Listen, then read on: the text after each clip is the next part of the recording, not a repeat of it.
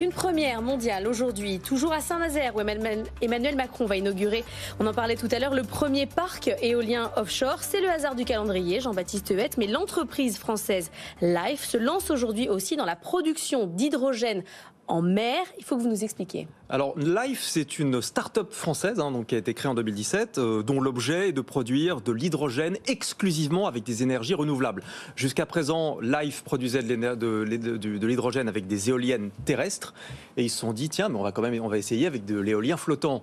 L'éolien flottant, l'éolien offshore, l'éolien en mer, il y a un rendement qui est bien meilleur que l'éolien terrestre. Et donc, ce que va faire Lhyfe aujourd'hui, c'est brancher un électrolyseur, parce que Lhyfe utilise la méthode de l'électrolyse. Vous savez, on passe un courant électrique dans l'eau, on divise les molécules, on récupère l'hydrogène. On casse la molécule d'eau pour avoir de l'hydrogène. Exactement. Et le problème de cette technologie, c'est que ça consomme énormément d'électricité. Donc, c'est mieux que le gaz.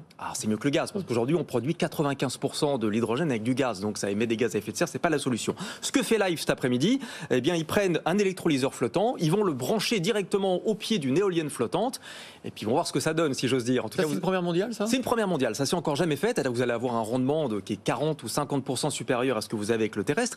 Et ce qui est plus intéressant, c'est ce qui vient après, un petit peu plus loin. L'idée, eh bien, c'est de produire, de réaliser des champs de parcs de production d'hydrogène en mer.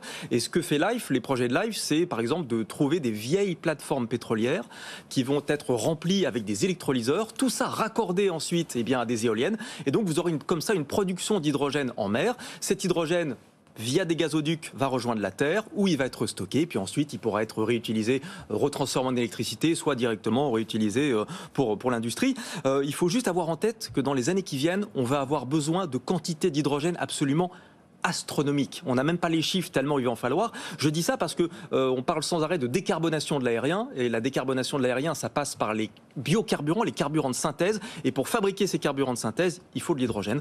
Donc voilà, alpha et l'oméga de l'énergie de demain, c'est bien l'hydrogène.